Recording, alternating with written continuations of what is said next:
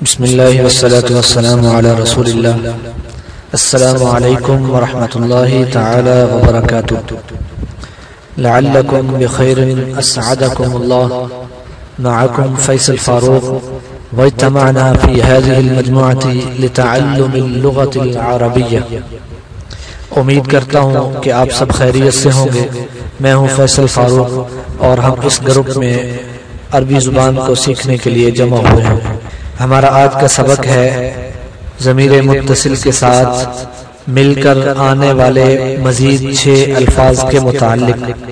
یہ قرآن پاک میں تقریباً 751 بار ذکر ہوئے ہیں اور اسی طرح اس سبق کے ساتھ ہی ہم گزشتہ اسباق کا خلاصہ بھی بیان کریں گے، جن کو آپ اچھے طریقے سے ذہن نشین کر لیجئے، کیونکہ آئندہ آنے والے اسباق میں یہ چیزیں آپ کو کام دیں گی. تو آئیے آج کا نیا سبق شروع کرتے ہیں. 6 مفید الفاظ کون سے ہیں؟ پہلا لفظ ہے دونا. دونا دونا کا مطلب ہے بغیر. اور لدا لدا لدا کا مطلب ہے پاس.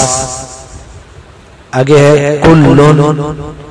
کلن کلن کا مطلب ہے پورا.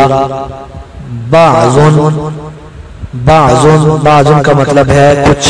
اس سے آگے ہے اقل. اقل کا مطلب ہے بہت کم. اقل کا مطلب ہے بہت کم. اس سے آگے ہے اکثر.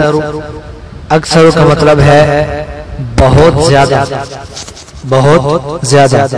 آئیے اب ہم پہلے لفظ کو ضمیر متصل سے ملا کر پڑھتے ہیں، پھر آپ اسی کو مد نظر رکھتے ہوئے باقی الفاظ کو بھی ضمیر متصل سے ملا کر ترجمہ کے ساتھ پڑھیے اور مشق کیجیے. قرآن پاک پڑھتے ہوئے اس کی مثالیں تلاش کیجیے. پہلا لفظ ہے دونا. اس کو ہم ضمیر متصل کے ساتھ ملا کر کس طرح پڑھیں گے؟ دونہ، اس کے بغیر.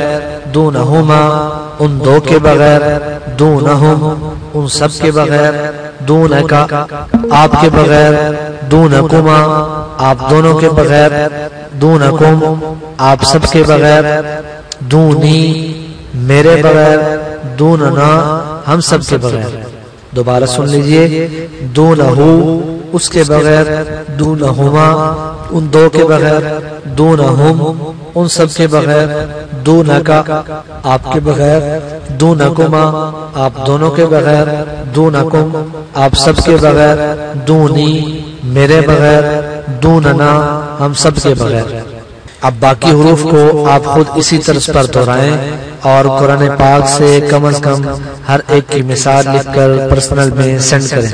آئیے اب ہم گزشتہ اسباق کی دہرائی کرتے ہیں، جس میں سب سے پہلے ہم نے پڑھا تھا ضمیر منفصل کے متعلق. ضمیر منفصل ایسی ضمیر کو کہتے ہیں جو کسی دوسرے لفظ سے ملی ہوئی نہیں ہوتی.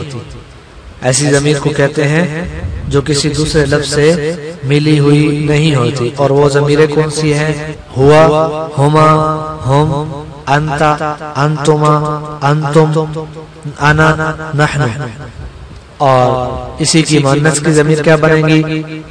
ہیا، ہما، ہن، انتی، انتما، انتن، انا، نحن. پھر ہم نے اس کے ساتھ کچھ الفاظ ملا کر پڑھے تھے. ہوا مسلمون، ہما مسلمانی، ہم مسلمون. انت مسلمون، انتما مسلمانی، انتم مسلمون. انا مسلمون، نحن مسلمون. اس طرح ہیا مسلمتن، ہما مسلمتانی، ہن مسلماتن. انت مسلمتن، انتما مسلمتانی، انتن مسلماتن. انا مسلمتن، نحن مسلماتن. اور اسی طرح آپ کو یاد ہوگا کہ اس کے ساتھ ہم نے کہا تھا کہ تثنیہ بنانے کے لیے لفظ کے آخر میں الف نون بڑھا دیا جاتا ہے اور جمع کے لیے آخر میں واو نون بڑھایا جاتا ہے یا یا نون کا اضافہ کیا جاتا ہے. جیسے مسلمون سے مسلمانی، مسلمون اور مسلمین. مسلمون یہ جمع ہے اور اسی طرح یا نون بڑھائیں گے تو مسلمین بنے گا. اور اسی کی ضمیر منفصل کی جو مؤنث کی ضمیریں ہیں اس کے ساتھ اس کی تثنیہ بنانے کے لیے بھی یہی طریقہ ہے کہ الف نون بڑھایا جائے گا آخر میں، اور جمع بنانے کے لیے الف اور تا کا اضافہ کریں گے، جیسے مسلمتن سے مسلمتانی اور مسلماتن۔ دوسرے نمبر پر ہم نے ضمیر متصل پڑھی تھی۔ ضمیر متصل ان ضمیروں کو کہتے ہیں جو کسی دوسرے لفظ سے ملی ہوئی ہوتی ہیں، اور وہ ضمیریں کون سی ہیں؟ ہو، ہما، ہم، کا، کما، کم، یہ، نا۔ مؤنث کی کس طرح تھی؟ ہا، ہما، ہن، کی، کما، کن، یہ، نا۔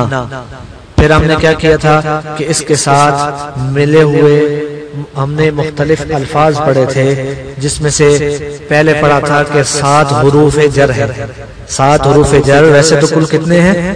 17 حروف جر ہے، لیکن 7 ایسے ہیں جو کہ ضمیر متصل کے ساتھ مل کر آتے ہیں، اور وہ کون سے ہیں؟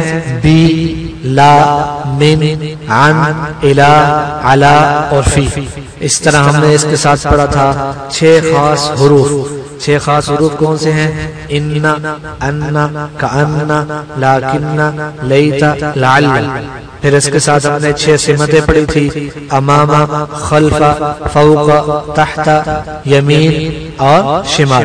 اور پھر ساتھ اس کے ہم نے 6 مشہور رشتہ دار جو ان ضمائر متصلوں کے ساتھ مل کر آتے ہیں ان کو پڑھا تھا، اب، ام، ابن، بنت، اخن، اختن۔ ان تمام ضمائر کو سکرین پر آپ دیکھیں، اس میں لکھا گیا ہے، اور وہاں ان سارے الفاظ کو ضمیر کے ساتھ ملا کر لکھا گیا ہے۔ اس کو اچھے طریقے سے دہرائیں اور اچھے طریقے سے مشق کر لیں، اور ان سب کو اگر قرآن پاک میں شمار کیا جائے جو آپ پڑھ چکے ہیں تو یہ تقریباً 1,05,586 الفاظ بنتے ہیں۔